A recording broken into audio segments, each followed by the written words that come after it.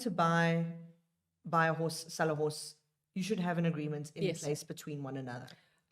I would say a simple agreement. So I'm not talking about a 50-page thesis on simple agreement. Who's the buyer? Who's the seller? What is the object of the sale? It's the horse. Describe the horse fully. If you've got the ID page, perfect, put that in. It's a very clear distinction of what the horse looks like, microchip number, all of those things. Try and put as much detail like that in, but keep the agreement in simple English. One of the things that the SAEF has been in the process of trying to do is make those kinds of agreements, just basic template agreements, available to our members. They can have a look at it, adapt it for their own purposes. But I think having a written agreement is important. So where you say that you have represented that this horse is bomb-proof.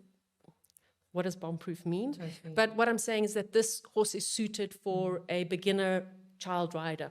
You have made those representations so that if it then goes wrong and the seller has signed the agreement, you can say, but look, you've agreed that this is what you've represented. The horse is not. The horse is in fact a maniac and wants to try and kill and eat everybody.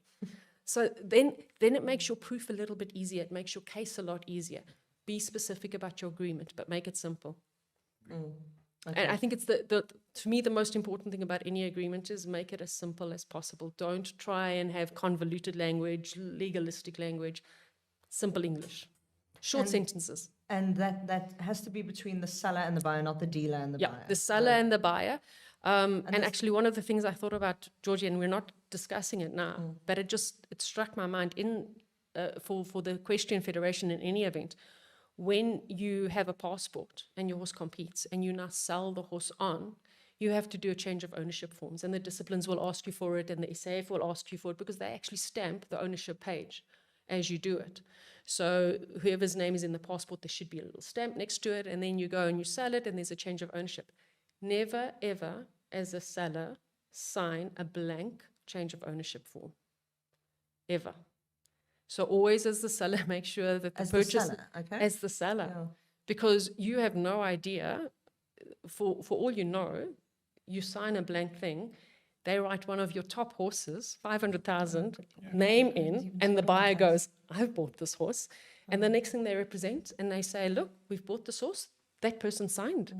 So just be wary, and that's what you're talking about, the sellers. And that change of ownership should, I'm assuming, only happen when the agreement's signed, the money agreement is paid, signed, money has changed, transfers happen. and the horse wouldn't be able to compete with somebody who's not hopefully, right? Well, remember we have horses that are leased as well, where I'll pitch up at a show with a passport.